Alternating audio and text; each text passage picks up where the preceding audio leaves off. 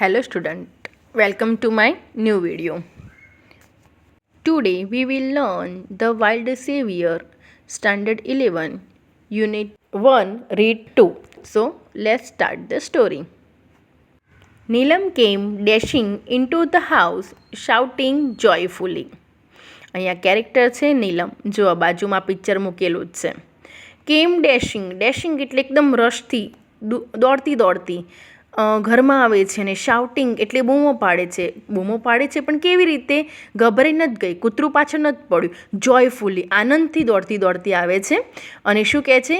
Alibhai has come એટલે કે અલીભાઈ આવ્યા. એ અલીભાઈ છે એમને જોઈને ખુશ થઈ ગઈ છે અને એને આનંદ છે એમના આવ્યાનો, એટલે બૂમો પાડતી તે ઘરની અંદર આવે છે.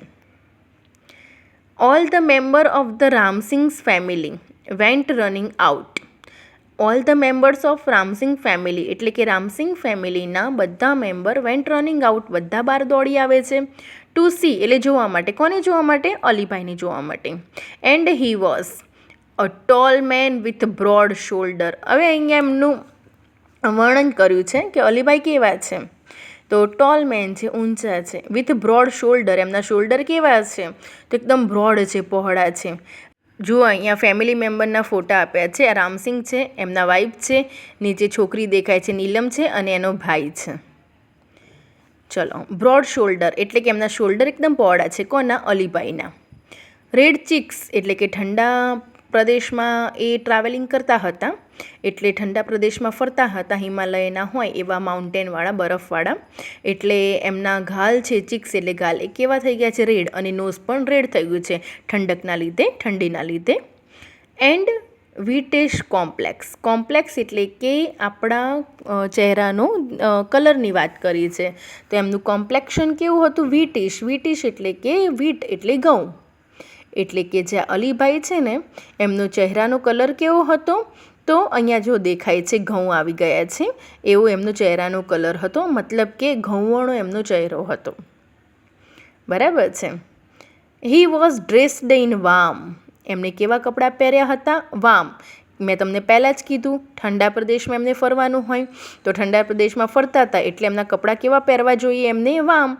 તો એવા કપડાં પહેરતા હતા. વાર્મ એટલે ગરમ, ઊનના હોય એવા. જો અહીંયા લેસનનું નામ જ છે ધ વાઇલ્ડ સેવિયર.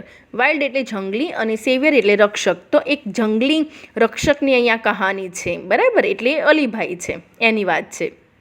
તો આપણે શું વાત કરતા હતા કે રામસિંગના ફેમિલીના બધા મેમ્બર અલીભાઈને જોવા માટે બહાર આવી જાય છે. અલીભાઈ કેવા છે? ટોલ મેન છે વિથ બ્રોડ શોલ્ડર. એમના શોલ્ડર કેવા છે? પહોળા છે, પહાડી માણસ હોય એવા. રેડ ચીક્સ છે અને નોઝ પણ રેડ છે. કેમ? ઠંડીના કારણે લાલ થઈ ગયેલા છે. એન્ડ વિટિશ કોમ્પ્લેક્સ છે, એમનો કલર કેવો છે? ઘઉંવણો છે. He was dressed in warm એટલે કે એમને કપડાં પહેરેલા છે. કેવા પહેરેલા છે? વાર્મ એટલે ગરમ કપડાં. જો નીચે આવી ગયું છે પિક્ચરમાં. થીક લોંગ વુલન કોટ, જાડો એવો ઊનનો લાંબો કોટ પહેરેલો છે. ટાઇટ ટ્રાઉઝર પહેરેલું છે. એન્ડ બિગ લેધર બૂટ્સ, અને જે બૂટ છે એ કેવા પહેરે છે? લેધરના એટલે કે ચામડાના. કારણ કે બરફમાં ચાલવાનું હોય, બરફમાં ફરવાનું હોય, એટલે સાદા બૂટ આપણે પહેરતા હોઈએ ને, એ બૂટ તો ચાલે જ નહીં. જો ફોટામાં બતાવ્યા છે એવા લેધરના ઊંચા એવા બૂટ પહેરવાના હોય છે, એવા પહેરે છે. અને બ્રાઉન ફર કેપ એટલે કે રૂચ્છાવાળી જે કેપ હોય ને એનો કલર પણ આપ્યો છે બ્રાઉન કલરની. એવું એમનું અહીંયા વર્ણન કર્યું છે. કલીભાઈ કેવું દેખાતા હતા, કેવું પહેરતા હતા, એનું તમને અહીંયા બતાવેલું છે. તો એમની કેપ એટલે કે ટોપી પહેરતા હતા. એ ટોપી પણ કેવી હતી? બ્રાઉન કલરની ફરવાળી એટલે કે રૂચ્છાવાળી એમની એ કેપ હતી. ચલો એનો પણ ફોટો આપણે જોઈ લઈએ. બ્રાઉન ફર કેપ જો આ દેખાય છે એવી કેપ એમને પહેરેલી હતી. ટૂંકમાં એમને જે રીતના કપડાં, જે રીતના શૂઝ અને કેપ કેવી રીતે પહેરી હતી એનું અહીંયા વર્ણન કરેલું છે. આગળ જોઈએ. With a broad smile. નાની એવી સ્માઇલ નહીં ભાઈ, બ્રોડ સ્માઇલ. આપણે પહેલાં વર્ડ આવી ગયો છે બ્રોડ એટલે પહોળા.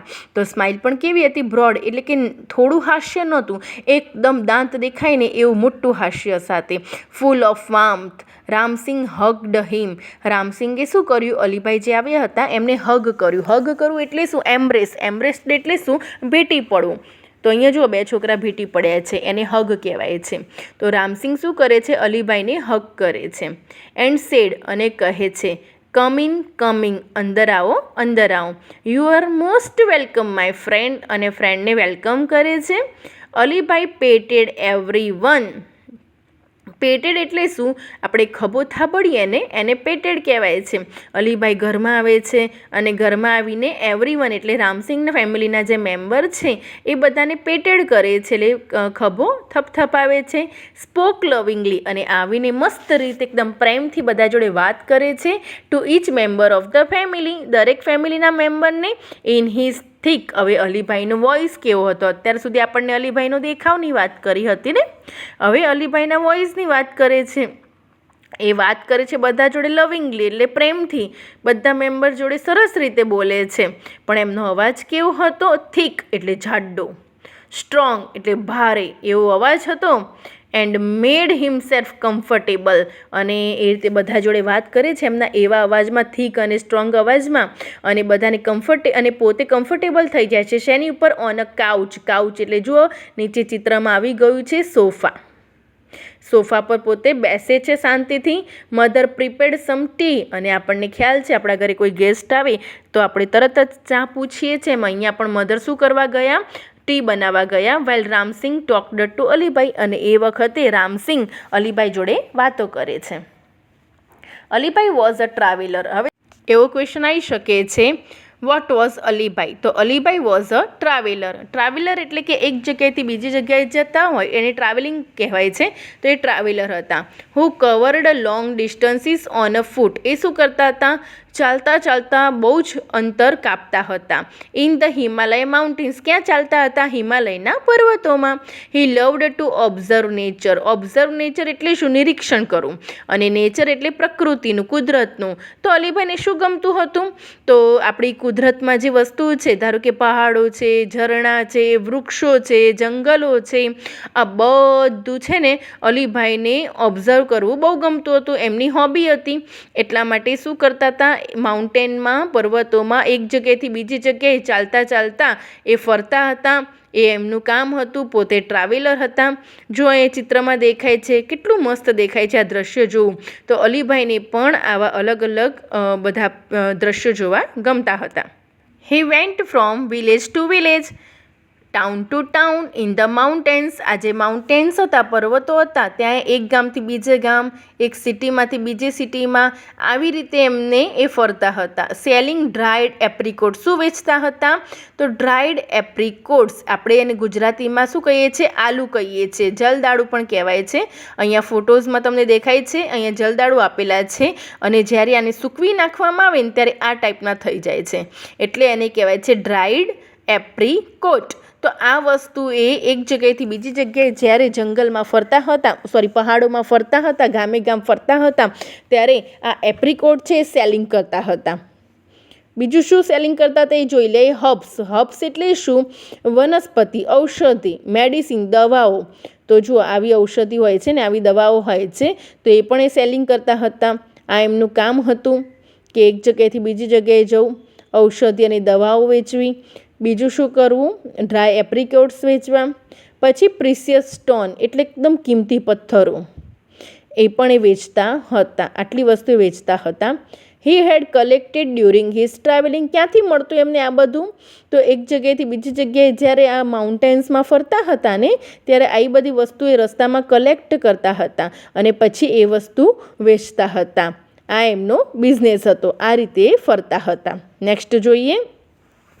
વેર have you been this time? Asked Ramsingh. Ramsingh પૂછે છે, આ વખતે આટલા દિવસ તમે ક્યાં હતા? I went up the high mountains. હવે કહે છે કે હું તો બહુ ઊંચા પર્વતો પર હતો. To the borders of India and Tibet. India અને ટિબેટની જે બોર્ડર છે ત્યાં હતો આ વખતે તો. એટલે અહીંયા પૂછે છે અલોન, એટલે કે નીલમ પૂછે છે એકલા ગયા હતા? Of course I am used to it. Alibhai કહે છે હા ચોક્કસથી, અને હું તો એનાથી યુઝડ થઈ ગયેલું છે, એટલે ટેવાયેલો છું. એકલો જ હું તો ટ્રાવેલિંગ કરું છું, એક જગ્યાએથી બીજી જગ્યાએ એકલો જ ફરું છું.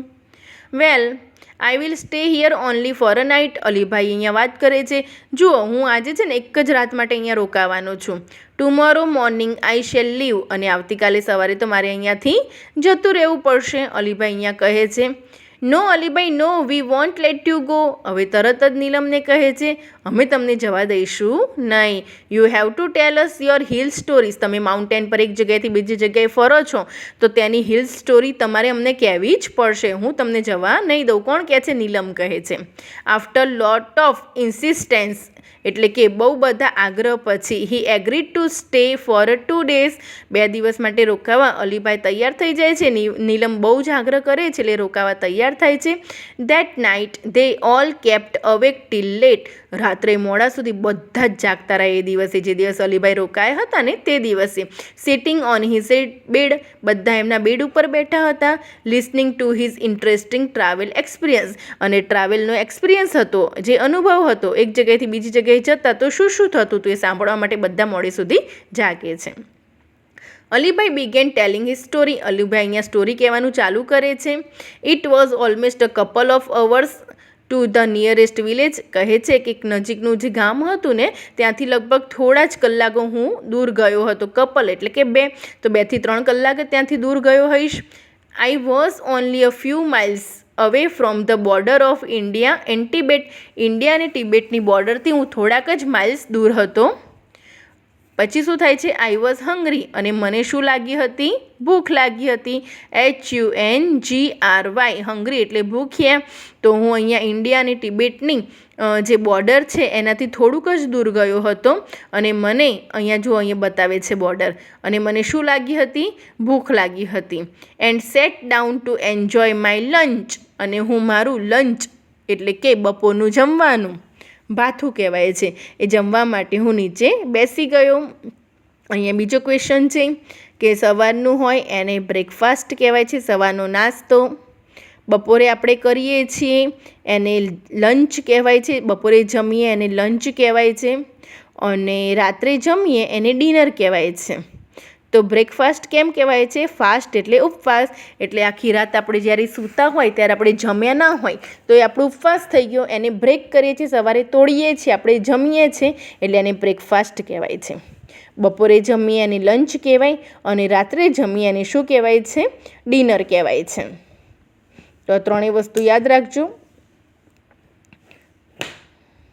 નીચે જુઓ, ડિનરનો સ્પેલિંગ આવી ગયો છે. It was totally quite everywhere. હવે આગળ સ્ટોરી ચાલુ કરે છે કે ઇટ વોઝ ટોટલી ક્વાઇટ એટલે શું? કે આજુબાજુ એકદમ શું હતું? ક્વાઇટ. ક્વાઇટ એટલે તમને ઘણી વખત સ્કૂલમાં કહેતા હશે કીપ ક્વાઇટ એટલે એકદમ શાંતિ રાખો, હે ને? તો અહીંયા આજુબાજુ બધું કેવું હતું? એકદમ શાંતિ હતું. એક્સેપ્ટ સમ બર્ડ ચર્પિંગ સમટાઈમ્સ. થોડો અવાજ આવતો હતો. શેનો અવાજ આવતો હતો? કોઈક વાર બર્ડ્સ એટલે શું? પક્ષીઓ, અને ચર્પિંગ એટલે એમનો અવાજ. તો બર્ડ ક્યાંક બોલતા હોય ને એવો અવાજ આવતો હતો. બીજું એકદમ શાંતિ ત્યાં હતી. આઈ had hardly had a few મોર્સેલ. મોર્સલ એટલે શું? કોળિયા. આપણે જેટલું આપણે ખાઈ શકીએ એટલું હાથમાં લઈએ ને એને મોર્સલ કહેવાય છે. I had hardly had a few morsel. થોડાક જ કોળિયા મેં લીધા હશે. When I heard soft feeble growls. ત્યાં મેં એકદમ સોફ્ટ, ફીબલ એટલે એકદમ ધીમો, એક ગ્રોવ્સ એટલે શું? ઘુરકવાનો અવાજ મેં સાંભળ્યો. હવે જ્યારે અલીભાઈ લંચ કરવા બેઠા હતા, આજુબાજુ એકદમ શાંતિ હતી. થોડો બર્ડ્સનો ખાલી અવાજ આવતો હતો. થોડા જ મોર્સેલ્સ એટલે કોળિયા મોઢામાં મૂક્યા. ત્યાં એમને એકદમ ધીમો એકદમ ઝીણો, એકદમ પેલું કહેવાય ને એકદમ શાંતિવાળો ઘુરકવાનો અવાજ એમને સંભળાયો. ઘુરકવાનો અવાજ સંભળાયો એટલે ઘુરકતું કોણ હોય? પ્રાણી જ, ક્યાંક એનિમલ હશે, એનો અવાજ એમને સંભળાવ્યો. I was alarm. એલાર્મ એટલે શું? સાવચેત થઈ જવું, સાવધ થઈ જવું. આ પ્રાણીનો અવાજ સંભળાય પછી થોડું ને કોઈને જમવાનું ભાવે ત્યાં તો ગભરાઈ ગયા હોય, ટેન્શનમાં આવી ગયા હોય કે હમણાં કોઈ જંગલી પ્રાણી આવીને આપણને ખાઈ લેશે તો આપણે એનો નાસ્તો થઈ જઈશું. એટલે શું કરે છે? અલાર્મ થઈ જાય છે, એટલે સાવધ થઈ જાય છે. Because from the sounds I was sure that it was nothing but bear. અવાજ ઉપરથી એમને ખ્યાલ આવી જ જાય છે, કારણ કે અલીભાઈનું કામ શું હતું? આ ટ્રાવેલિંગ કરવાનું કામ હતું. અહીંયા કાયમી આવું જ કામ કરતા હતા, આ રીતે જ ફરતા હતા, એટલે અવાજ ઉપરથી ઓળખી જાય છે કે ઇટ વોઝ નથિંગ, બીજું કંઈ અવાજ નથી. આ શેનો અવાજ છે? બેરનો અવાજ છે, રીંછનો અવાજ છે. એટલે ગભરાઈ જાય છે કે રીંછ નક્કી આજુબાજુ છે. I quickly closed my tiffin box. પછી તો જમવાની ઈચ્છા થાય નહીં. ફટાફટ ટિફિન બોક્સ બંધ કરે છે. એન્ડ બેન્ટ લો, અને બેન્ટ એટલે નમવું, અને નીચે નમી જાય છે કે એને એનિમલ જોઈ જાય નહીં. So that the smell of food, એટલા માટે ટિફિન બંધ કરી દે છે કે એની સ્મેલ અને બોડીની smell were not carried by the strong breeze. Breeze એટલે પવન. To the monster. મોન્સ્ટર કોના માટે છે? બેર માટે છે. કે મારા ફૂડની સ્મેલ અને મારી બોડીની સ્મેલ એ સ્ટ્રોંગ બ્રીઝ એટલે પવન સાથે આ મોન્સ્ટર સુધી પહોંચી ના જાય, બેર સુધી, એના માટે ફટાફટ શું કરે છે? બંધ કરી દે છે tiffin. I took up my bamboo staff. ચલો, બેમ્બુ સ્ટાફ એટલે શું? જો નીચે બતાવ્યું છે. બેમ્બુ એટલે વાંસ અને સ્ટાફ એટલે લાકડી. તો વાંસની લાકડી હોય ને એની વાત કરી છે. વિથ ઇટ્સ પોઇન્ટેડ આયરન, અને એની જે એજ છે, એજ એટલે કે પોઈન્ટ ઉપરનો જે ભાગ છે, એન્ડ છે, એ કેવું છે? પોઇન્ટેડ છે. In my right hand and big double edge knife. એક હાથમાં બોમ્બુ સ્ટાફ છે અને બીજા હાથમાં નાઇફ છે. એ નાઇફ પણ કેવું છે? ડબલ એજ્ડ એટલે બંને બાજુ ધારવાળું છે. એ એમના કયા હાથમાં છે? લેફ્ટ હેન્ડમાં છે. એટલે એલાર્મ થઈ જાય છે, સાવધ થઈ જાય છે કે નજીકમાં ચોક્કસથી પ્રાણી છે, એટલે આપણે ધ્યાન રાખવાની જરૂર છે. એટલે એક હાથમાં વાંસ લઈ લે છે અને એક હાથમાં શું લઈ લે છે? નાઇફ લઈ લે છે. તો જુઓ સ્ટુડન્ટ્સ, આજે આપણે આટલી સુધી રાખીએ છીએ. ચોક્કસથી તમને મજા આવી હશે. સ્ટોરી ઇન્ટરેસ્ટિંગ છે. પાર્ટ 2માં આગળની સ્ટોરી આપણે જોઈશું. અંદર પિક્ચર પણ આપેલા છે, એટલે પિક્ચર જોતાં જોતાં તમને ખરેખર ભણવાની મજા આવશે. Bye bye.